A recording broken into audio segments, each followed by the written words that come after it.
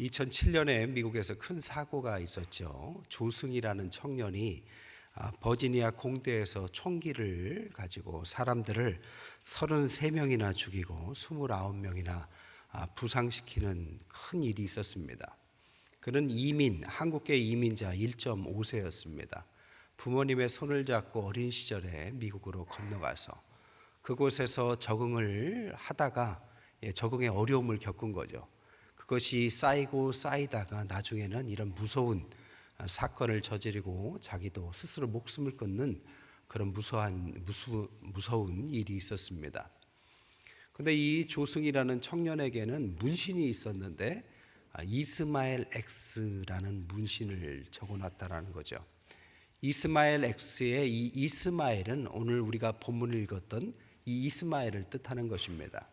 이 이스마엘은 후에 아랍의 조상이 되고 오늘날 이슬람의 상징이 되잖아요. 그래서 이스마엘 X라는 것은 이슬람 사람들이 다른 이교도들을 처형한다라는 의미를 갖고 있습니다. 또 하나는 사회학적으로 사회에 부정한 사람들이 사회에 대해서 아주 부정적인 시각을 갖고 있다가 사회를 심판할 때 이스마엘 X라는 단어를 쓴다고 합니다. 어쨌든 이 이스마엘이라는 이 이름은 우리가 듣지만 왠지 꺼려지는 이름이고 세상을 살면서 우리 주변에 있음직하지만 우리가 함께하기 힘든 어떤 사회 부적응자를 상징하는 이름이라고 할 수 있습니다. 오늘 성경은 이 이스마엘에게 하나님이 찾아오시는 내용입니다. 그리고 그에게 하나님의 이름을 알려주신 내용이죠. 하나하나 좀 살펴보죠. 먼저 성경의 이스마엘이라는 사람은 7가지 정도의 특징이 있습니다. 첫 번째로는 가정적인 어려움을 겪는 사람입니다. 그의 어머니는 아시다시피 하갈입니다. 아브라함이 애굽에 갔다가 얻은 아마 종 하갈을 통하여 낳은 자녀가 이스마엘이죠. 그런데 이 어머니는 배우지 못했기 때문에 그런지 몰라도 눈치가 없어요. 자기가 임신을 했다고 주인 마님인 사라에게 대들다가 쫓겨남을 당하기도 하죠. 그런 어머니 밑에서 자란 사람이 이스마엘입니다. 1960년도에 한국의 히치콕이라고 불렸던 김기영 감독의 하녀라는 영화가 있습니다. 보신 분들도 있을 거예요. 그 영화에 보면 부잣집에 하녀로 들어가서 주인집 남자를 유혹하고 임신을 했는데 그것을 통해서 신분 상승을 꿈꾸다가 나중에는 비참한 최후를 맞는 하녀의 이야기가 나옵니다. 어찌 보면 이 하갈이 그런 사람 같아요. 그리고 그의 자녀가 이스마엘입니다. 그는 하층민의 노예였고 어려운 삶을 살았겠죠. 오늘날 미국에 가보면 백인들이 백인 여자와 결혼을 하고 나이가 들면은 이혼을 당하거나 이혼을 하고 나서 아시아의 아주 젊은 여자들하고 다시 재혼을 하는 경우가 많습니다. 그리고 아이들을 낳고 또 살아가요. 한국도 이제는 선진국이 되니까 주변의 동남아시아의 처녀들과 결혼하는 일들이 많지 않습니까? 나이 차이가 많은데 한국으로 이제 시집을 와서 아이를 낳고 살아가는데 물론 잘 사는 분들도 많이 계십니다. 하지만 그 중에는 잘 적응하지 못하고 그러다 보니까 자녀를 낳았는데 자녀가 엄마가 적응을 못하니까 자녀들도 언어와 문화적인 면에서 적응하지 못하고 방황하는 사람이 많습니다. 아마 이스마엘을 오늘날 그렇게도 볼 수 있을 것 같습니다. 이스마엘은 의붓 어머니의 질시를 받았죠. 사라가 살아 있었고 사라를 통해서 굉장히 미움을 받았을 것입니다. 옛날에 대학 친구 중에 하나가 어머님이 돌아가시고 새 어머니를 모시고 살았는데 항상 저한테 뭐라고 하냐면 새 엄마가 자기를 미워한대요. 그래서 뭘 그렇게 미워하냐 했더니 학비를 줘도 꼭 마지막에 준대요. 그리고 아버지 볼 때는 잘해주고 아버지 안 볼 때는 조금 미워하는 것 같대요. 제가 볼 때는 정말 미워한다기보다는 그 친구가 그렇게 느끼고 있다라는 생각이 들었습니다. 이렇게 친어머니가 아닌 의붓 어머니 밑에 자란 아이들은 항상 편안하지 않은 마음을 갖고 있는 거죠. 또한 아버지가 우유부단한 아브라함이었습니다. 쫓아내라 하니까 우유부단하면서도 결국 쫓아내죠. 그런 아버지 밑에 자라고, 그는 14살에 쫓겨나는데 14살은 오늘날로 따져보면 중학교 2학년입니다. 세상에서 제일 무섭다는 사람이 중2라고 그러잖아요. 그래서 중2병이 있어서 뭐 그런 아이들은 건드리면 안 된다고 그러잖아요. 가장 감수성이 예민한 시기에 이런 질시와 미움을 당하고 의붓 어머니와 또 어머니의 그런 어리석은 선택 때문에 어려움을 당하는 그런 아이가 이스마엘입니다. 여러분, 세상에서 가장 슬픈 게 뭔지 아십니까? 가장 사랑받고 싶은 사람에게 미움받는 것입니다. 오늘 이스마엘이 어찌 보면 그런 삶, 가장 사랑받고 싶은 아버지 어머니에게 감수성이 가장 예민했던 시절에 미움을 가장 많이 받고 쫓겨난 사람이 이스마엘이었습니다. 두 번째, 이스마엘은 버림받은 사람이었습니다. 그것도 한 번이 아니라 두 번이나 버림받죠. 한 번은 태중에서 한 번 버림받고, 한 번은 14살쯤 해서 또 버림받습니다. 사람이요, 태중에서 가장 먼저 만들어지는 기관이 귀라고 그래요. 그리고 가장 늦게 죽는 기관도 귀라고 합니다. 그래서 임신한 엄마에게 함부로 하면 안 되고, 왜? 아이가 다 듣고 있으니까. 그리고 돌아가신 줄 아는 사람 옆에서 쓸데없는 이야기를 하는 게 아니라고 그러잖아요. 돌아가셨어도 듣고 있다고 그럽니다. 그만큼 귀가 발달하는데 임신 중에 하갈에게 그런 일이 겪었습니다. 오늘도 산후 우울증을 겪으면 아이들에게 영향을 가듯이 임신 중에 이 이스마엘은 엄마에 의해서, 엄마가 버림받음에 의해서 같이 버림받은 기억이 있고, 아까도 말했지만 가장 감수성이 예민한 10대에 어머니와 같이 쫓겨납니다. 쫓겨나는 게 얼마나 서러웠던지 그 모자가 부둥켜 안고 엉엉 우는 그런 장면이 나오죠. 10대쯤 되면 다 컸는데요, 얼마나 서러웠으면 그렇게 엉엉 울겠습니까? 그만큼 슬픈 10대를 보낸 거죠. 세 번째로는 이스마엘은 선택받고 인정받지 못한 사람이었습니다.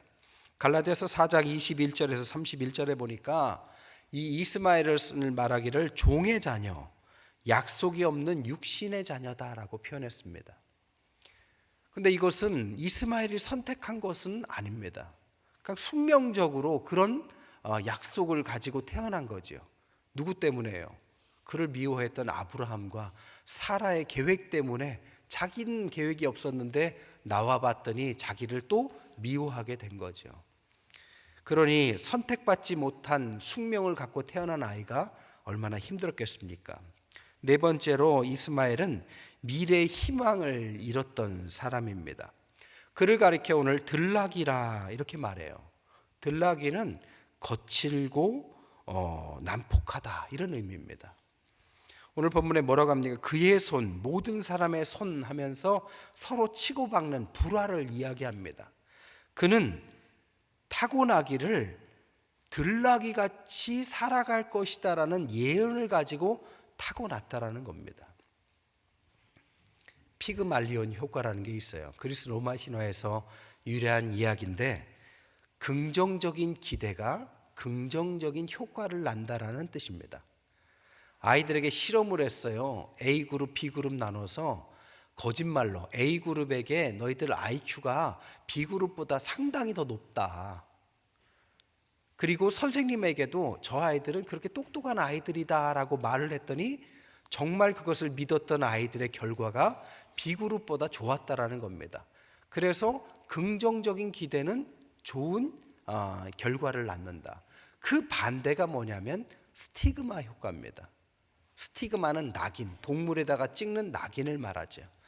나쁜 낙인을 찍어 놓으면, 문제하다라고 부정적인 기대를 해 놓으면 그 사람은 시간이 지날수록 점점 문제를 일으키는 사람으로 변해간다라는 것이 스티그마 효과죠.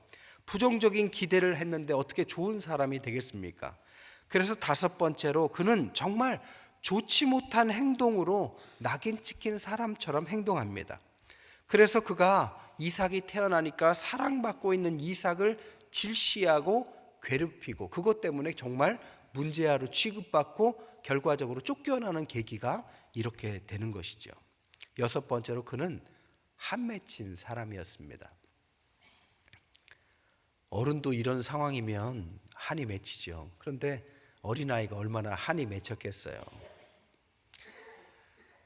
옛날에 제가 초등학교 때 같은 반 친구 중에 하나가 사시인 친구가 하나 있었어요. 사시가 오늘날은 뭐 그렇게 큰 것이 아니고 고치면 금방 고치지만 그 당시는 그게 좀 쉽지 않았나 봐요. 그러니까 사시니까 아이들에게 항상 놀림을 받는 거예요. 장애를 갖고 있으니까. 근데 이 아이가 그런 것을 어려서부터 겪다 보니까 기가 팍 죽었습니다. 부모님도 그를 잘 케어할 만큼의 그렇게 똑똑하지는 않으셨던 것 같아요.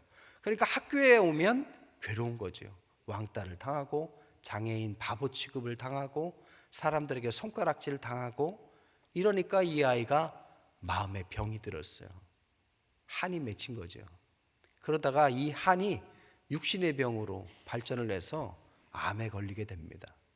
암에 걸려서 이제는 학교도 못 나오게 됐어요. 근데 어느 날 그 아이가 자살을 했습니다. 근데 자살하는 날 그 아버지의 말에 의하면 집을 뛰쳐나가는데 그 아이가 얼굴이 너무 밝더라는 거예요. 그 이전에는 얼굴이 항상 어두운 아이가 자살을 결심하고 나가는 날 얼굴이 밝으니까 아버지가 너무 이상해서 쫓아갔는데 못 잡아서 결국에는 그런 극단적인 선택을 했습니다. 그러면서 아버지가 울면서 그 아이가 왜 밝았겠느냐, 그동안 삶의 짐이 그에게 너무 무거웠지 않았나, 그에게 너무 한 맺혀 있지 않았나, 그래서 그 짐을 내려놓는다고 생각하니까 그 극단적인 선택 앞에서 얼굴이 밝아졌다라는 것입니다. 실제로 오늘날 자살을 앞둔 사람들에게 이 일시적인 밝음이 있다고 그러죠. 하지만 이것은 좋은 밝음이 아닙니다. 짐을 내려놓는 것이 아니라 그것은 잘못된 선택이 되는 것이죠. 일곱 번째로 성경의 이스마엘은 불편하지만 항상 옆에 있는 사람입니다. 12절에 보니까 대항한다라고 말해요. 여러분, 대항은 같이 있다는 뜻입니다. 그러니까 대항을 하는 것이죠. 여러분, 이스마엘은 저 멀리 있는 것이 아닙니다. 우리 가까이 있습니다. 아니, 이 안에도 있을 것입니다. 그리고 가족 중에도 있을 수 있습니다. 그 이스마엘, 사람들에겐 꺼려지고 왠지 밀어내고 싶고 함께하기 어려운 그 이스마엘, 타고날 때부터 자랄 때까지 항상 문제아처럼 취급받고 살아가는 이스마엘. 아브라함과 사라는 그를 버렸습니다. 하지만 하나님은 그를 버려두시지 않죠. 그리고 하나님은 그를 버려두시지 않은 정도가 아니라 그에게 네 가지 모습으로 나타나셔서 하나님이 그를 얼마나 사랑하시는지를 알려주십니다. 그래서 두 번째, 이스마엘에 대한 하나님의 네 가지 표현을 우리가 봐야 됩니다. 첫 번째로는 살피시는 하나님이십니다. 오늘 13절에 보니까 하갈이 고백하죠.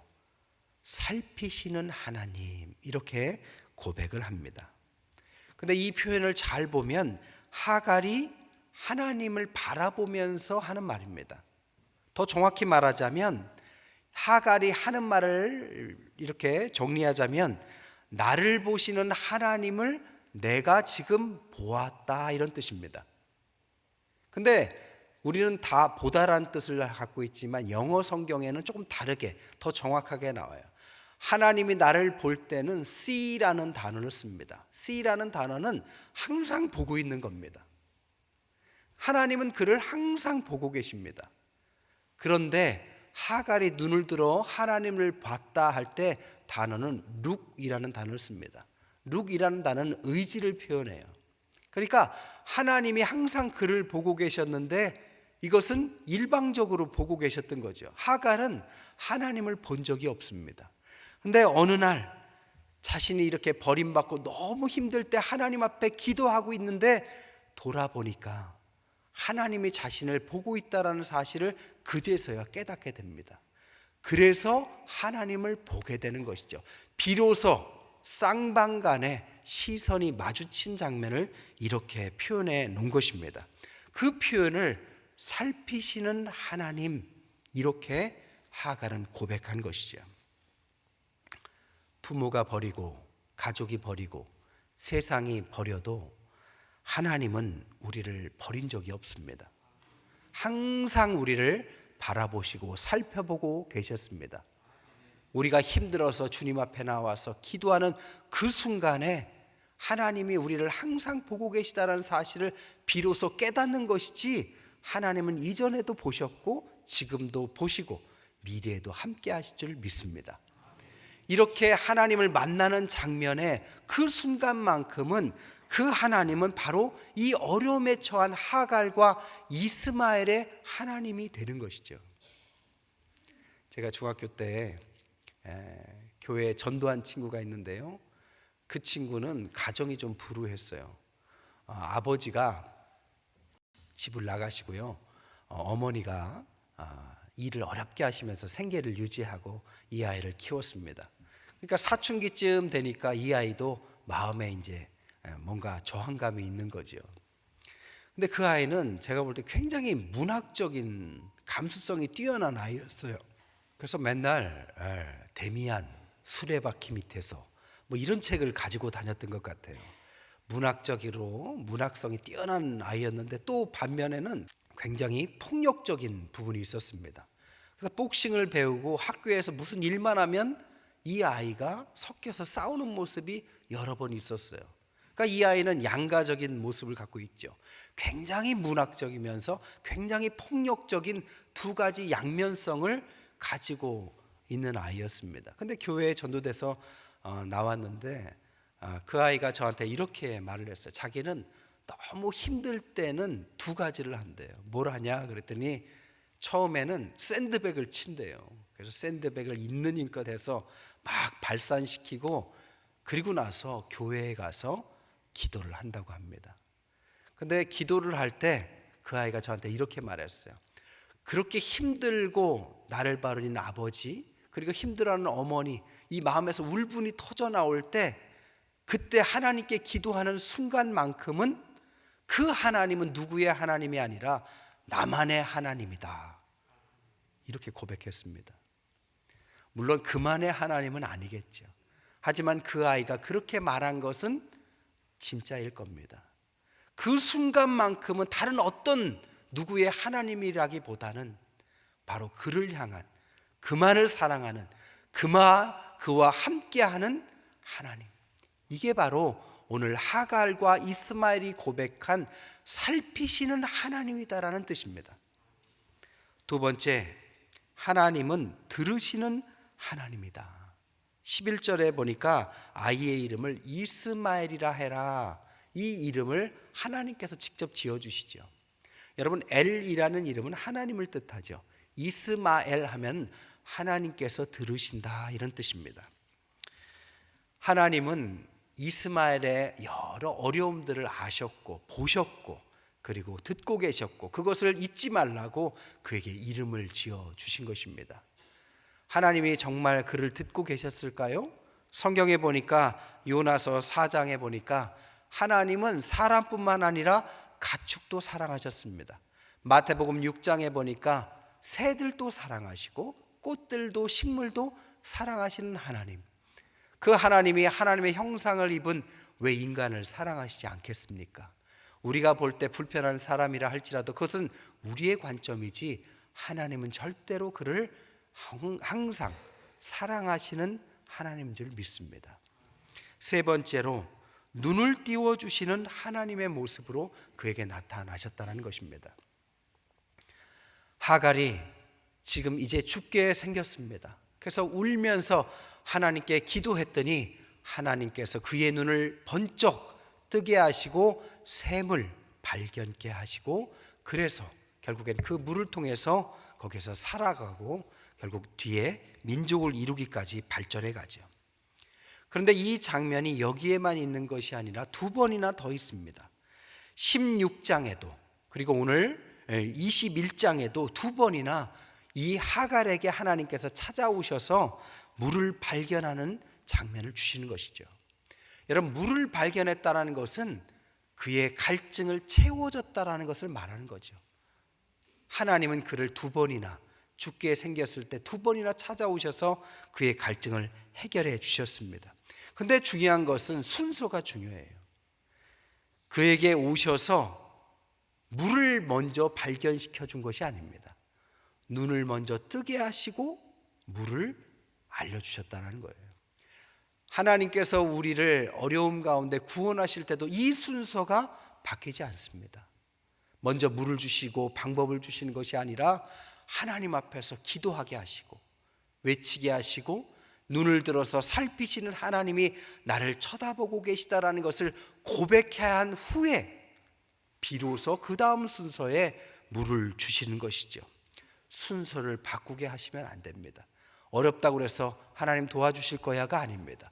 이 자리에 나와서 주님 앞에 기도하고 눈을 열고 그 다음에 주님 주시는 물을 찾는 것이 우리가 살아가는 그 구원의 방법인 것이죠. 네 번째로는 아버지 하나님이십니다. 하나님께서 이스마엘을 미워하지 않습니다. 그리고 똑같이 자녀 삼으셨어요. 뭘 보면 알 수 있느냐? 이삭에게도 또 이스마엘에게도 각각의 12지파를 허락하셨다는 것입니다. 창세기 25장 9절에 보면 이삭과 함께 그도 그 부모가 묻혔던 막벨라 굴에 장사 지내도록 허락됩니다. 그걸 보면 그를 자녀로 인정한 것이죠. 오늘날 이 이슬람들이 이스마엘을 조상으로 섬기죠. 이 이슬람이 갖고 있는 코란이라는 경전에 보면 우리와 다르게 이스마엘과 이삭 중에서 이스마엘이 장자이기 때문에 자기들이 장자권이 있다라고 가르칩니다. 사실 그럴듯하죠. 사실 그들이 믿는 알라라는 신이 아니라 성경을 근거해서 보면 그들의 신도 바로 우리가 믿는 하나님과 동일한 것이죠.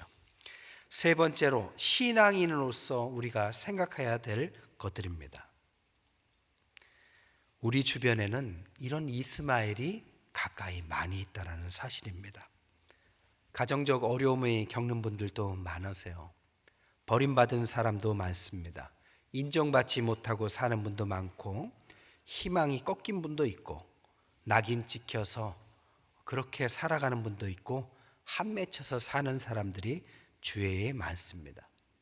문제는 뭐냐면 이 사회에서 그들을 바라보는 시선이 너무 편견을 갖고 바라본다는 거예요.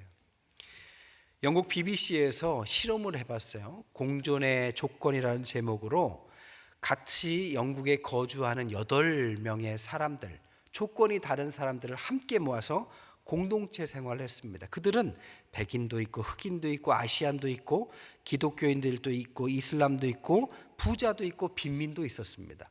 각기 다른 8명의 환경이 다른 사람들을 함께 모아서 공동체 생활을 일정하게 하고 나서 내린 결론이 뭐냐? 서로를 미워한 것이 아니라 서로를 너무 모르더라가 결론이었습니다. 그러니까 서로를 미워하는 이유가 뭐냐? 서로를 너무 모르기 때문에 상처를 줘서 결국은 갈등이 생기더라는 것이 그 TV 프로의 결론이었어요. 예를 들자면 그 중에서 하나는 파키스탄 사람인데 한 명이 농담처럼 파키스탄에 왔으니까 파키씨 이렇게 불렀더니 그 친구가 막 울면서 화를 내는 거예요. 그래서 너 왜 이렇게 화를 내느냐라고 물어봤더니 자신의 아버지가 영국에 이민을 와서 파키스탄 사람으로서 인종차별받고 먹고 사는 것도 힘들고 냉대를 받으면서 사람들의 조롱하듯이 야 파키 이렇게 부른 게 한이 맺혔는데 그것을 그의 아들에게 불렀으니 얼마나 눈물이 났겠습니까? 그걸 모르는 사람은 그렇게 부르게 된 것이죠. 이처럼 우리는 편견을 갖고 살아가면 상대를 알 수 없고 우리가 아무리 애정이 넘치는 사람이라 할지라도 그 사람들에게 나아갈 수도 함께 할 수도 없는 것입니다. 하나님은 성경을 통해서 우리를 모두가 다 사랑하는 사람이 되기를 원하시고 어떤 사람들이 편견을 통해서 미움받는 사람들이 되기를 원치 않으시죠. 어떤 인류학자가요 아프리카에 가서 아이들에게 게임을 한번 했어요. 과자를 매달아 두고 경쟁적으로 일찍 와서 그 과자를 따먹는, 우리가 잘 아는 게임을 했더니 아이들이 경쟁적으로 와서 따먹을 줄 알았더니 각자 어깨동무를 와가지고 함께 먹더라는 거예요. 그래서 야, 각자 경쟁을 하면 더 많이 먹을 수도 있는데 왜 그렇게 했냐 그랬더니 그 아이들이 뭐라고 하느냐, 다른 사람이 슬픈데 어떻게 나만 행복할 수 있습니까? 이렇게 말을 했답니다. 어찌 보면 참 우문현답이죠. 그래서 그 아이들이 어깨동무하면서 그 과자를 따먹으러 가는데 소리를 함께 지르는 단어가 뭐였냐면 우분투라고 지르더래요. 그래서 우분투가 무슨 뜻이냐 했더니 그 말을 번역하자면 당신이 있기에 내가 있다, 이런 뜻이었다고 합니다. 그러니까 니들이 있어야 내가 있다, 얘가 행복해야 내가 행복하다라는 그런 표현을 아이들이 하고 함께 과자를 따먹은 거죠. 그들이 신앙이 있는지 없는지는 모르겠지만 사실 하나님의 그 마음을 가장 잘 표현한 것이 이것이 아닐까 싶습니다. 저 먼 튀르키예에서 지진이 났는데 야, 여기는 지진이 안 나서 참 다행이다, 이렇게 말한다면 그 얼마나 냉정한 말입니까? 우크라이나에서 전쟁이 끊이지 않고 그렇게 죽어가는데 야, 우리나라는 전쟁 안 나니까 참 좋은 나라다, 물론 감사한 일이지만 그렇게 말하고 산다면 그것은 정말 편협한 사고를 갖고 있는 것입니다. 어리석은 생각이죠. 코로나를 통해서 우리가 깨달은 게 뭡니까? 온 세상이 함께 살고 있다는 것을 우리가 비로소 깨닫게 된 거죠. 그들이 아픈데 우리만 행복한 것이 꼭 좋은 것만은 아닙니다. 우리 주변에 힘들어하는 사람이 있는데 나만 하하호호 웃고 사는 것이 좋은 세상이고 크리스찬들이 가야 할 길은 아닌 것입니다. 그렇기 때문에 우리는 하나님 앞에서 함께하고, 우리가 다 하나님처럼은 못하지만 그런 사람들에게 주님의 손과 발, 주님의 입술로 나아가려는 마음을 갖는 것이 바로 오늘 이스마엘을 통해서 우리가 배워야 될 교훈의 부분입니다. 말씀을 정리하겠습니다. 며칠 전에 여러분 아시다시피 교도소 선교를 갔어요. 가보니까요, 이 대전교도소의 재소자들이